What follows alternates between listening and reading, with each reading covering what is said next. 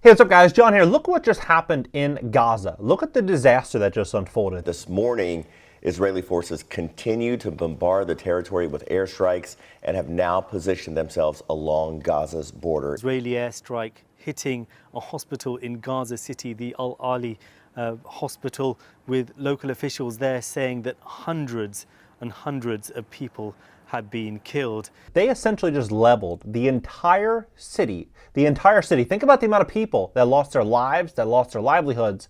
Unfortunately, the destruction that just happened in Gaza is about to unfold across the global economy to the likes of which many people cannot imagine. In this video, I'm going to break down exactly what's happening, what's in the works already, and what is guaranteed for the future. Please hit the like button. When you hit the like button, YouTube's going to share this content to educate the people about what's really going on. And if you'd like to fix your credit, to position yourself for the greatest wealth transfer of all time, click the link below in the description, greatcreditfast.com, to schedule a free strategy session. If you have late payments, medical bills, charge-offs, foreclosures, bankruptcies, repossessions, any negative item on your credit report, go to greatcreditfast.com by clicking the link in the description below this video. Take a look at this. So they are now forecasting that this situation in Gaza could cost the global economy $1 trillion. $1 trillion. And now they're saying that the next front is the climate front.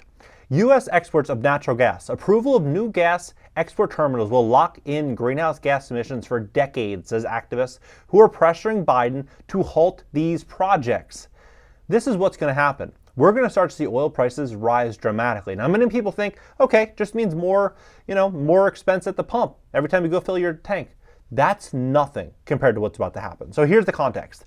The cost of shipping oil has skyrocketed since the Israel and Hamas war has erupted. Shipping costs in the Mediterranean region have jumped more than 100%. Freight rates on 16 global trade routes surged more than an average of 50%. On top of oil prices crossing $90, we now have significantly higher shipping costs.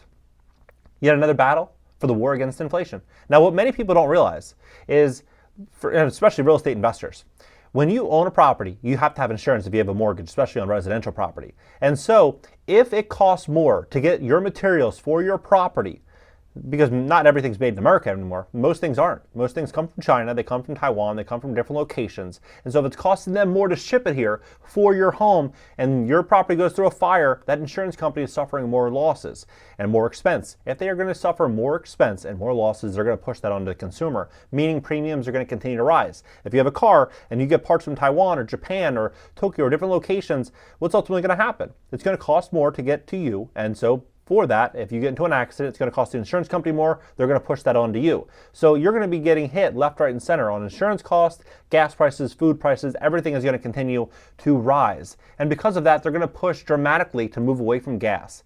And this is where the big reset unfolds. So Stockholm, for example, they're going to ban gas and diesel cars in 2025.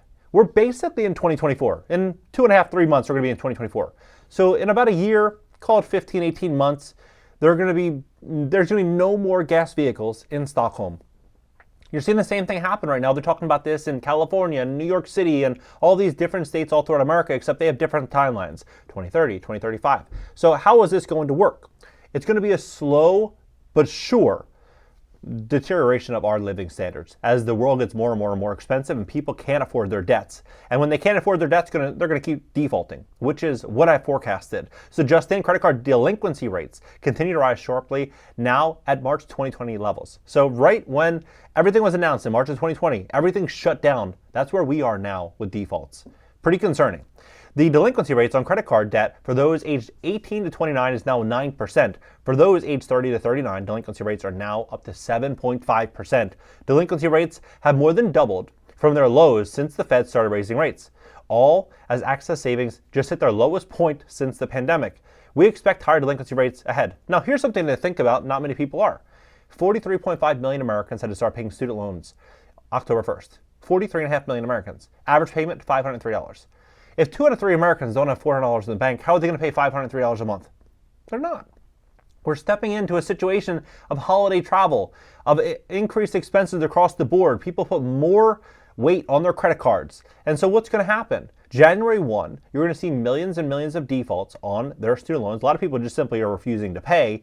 You're going to see a lot of people just defaulting. They're not going to be able to make ends meet. And Jerome Powell is saying that interest rates will remain higher for longer. So what is this going to mean? more pressure on the consumer. So if you're already seeing 9% default rates on credit cards, I can promise you this is going to double digits very, very, very soon, and banks are going to take notice and they're going to continue to reduce their exposure to consumer credit. That's what's going to happen.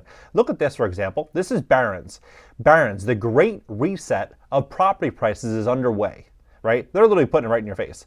They say we can trace this great reset in part to a lingering factors from the government's response to 19, this period of monetary policy, erasing the massive amounts of stimulus led to historically low interest rates and in turn saw property valuations in 2021 to sort of dizzying and unsustainable heights.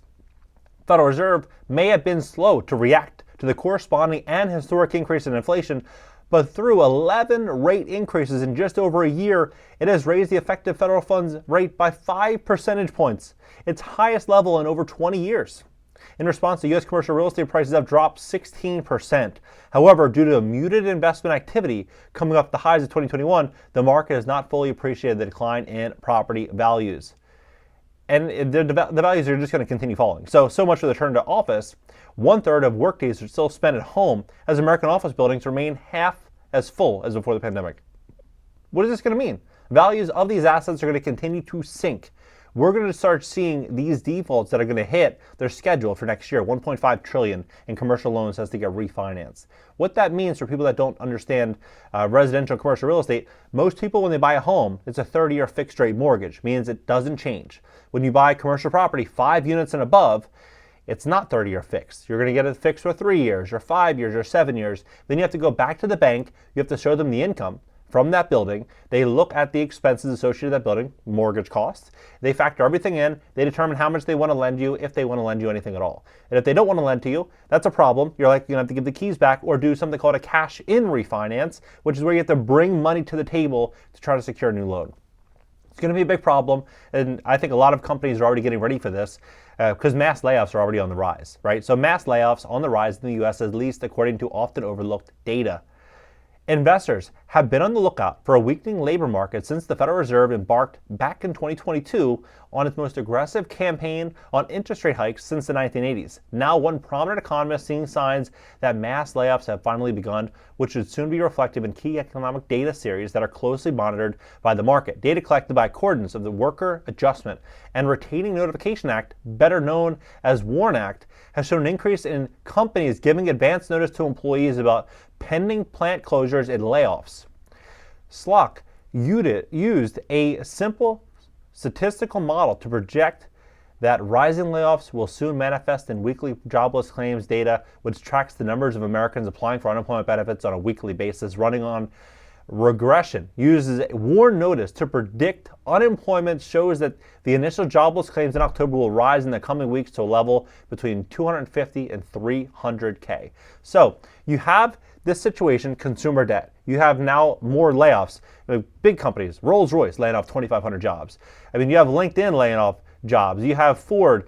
You have, Kaiser. They're talking about, another strike, 75,000 workers. You have this entire restructuring that's unfolding in the global economy. And I think what is going to be to blame for it, they're going to blame this. They're going to blame oil prices. They're going to blame all the devastation that's unfolding overseas as to why the entire economy, why energy prices, why we need to go green. All of these things are going to unfold because of the chaos that we're walking into. Now, it's pretty unbelievable because I think what we're going to start to see here is a big opportunity. A lot of people are going to be extremely leveraged on their assets. People are going to start to sell property. They're going to have to sell property to make ends meet as the world gets more expensive. I think what we're witnessing here is the leveling of the 99%. The leveling of the 99%, and the wealth is going to get transferred up top, but it's not going to happen overnight. What I think is going to happen is from now until about the next 6 years, we are going to continue to see every single year get more expensive, much harder, much more challenging, and so putting that into consideration with how you invest, how you live, what you're doing with your money, how you're doing everything, where you're spending your time, where you're working, all of these things are going to play a very, very, very big role into what the future is going to look like. The way I see the world right now is money equals options. Options equals wealth. The more options you have, the more freedom and flexibility you have. The less options you have, the more at mercy you are of these chain events that are unfolding here, which I think are just going to continue. This situation, Israel and Gaza, I believe we're gonna start seeing multiple of these scenarios over the next year in different locations and different problems that are just gonna continue to escalate the tensions, that are gonna put more pressure on oil prices and inflation and interest rates and bank crises and all these different things.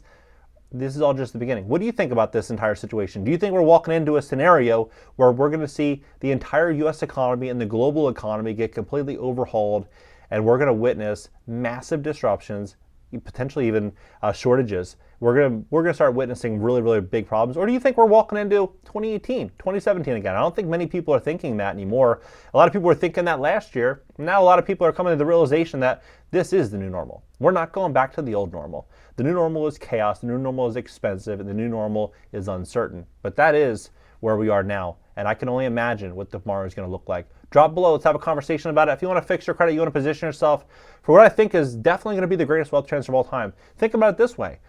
In the next 10 years, next 15 years, all the contractors, all of the people that have, skilled labor jobs, right? They're going out there, they are, they're the vendors, they are the, tile men, they're the, plumbers, they're the electricians, they're the, framers, the roofers. All these people, most of them are 45, 50, 55 years old. In the next decade, a lot of these people are going to start getting pushed out. How many people do you know now that are 20, 25, 30 that are going into the trades? Not many people, right? We're witnessing what I think is going to be a situation in which a lot of small businesses are going to go through massive structural change. A lot of small businesses are going to go under due to all this technology, all this automation that's going to be coming forward. And all of this is just going to completely happen at the time in which we have $17 trillion in outstanding consumer debt, and most Americans are not going to be able to afford this type of situation with all the layoffs that are going to be unfolding as the entire economy gets restructured. But I do think there's going to be opportunity for those that are prepared, those that are knowledgeable, those that understand what's going on, and those that see what the future is going to look like. So drop below, let's have a conversation about it. And if you'd like to fix your credit, we'd love to help you at my company, GreatCreditFast.com. That's GreatCreditFast.com. If you have late payments, medical bills, charge-offs, foreclosures, bankruptcies, repossessions, any negative item on your credit report, go to GreatCreditFast.com by clicking the link in the description. I'll catch you guys in the next video.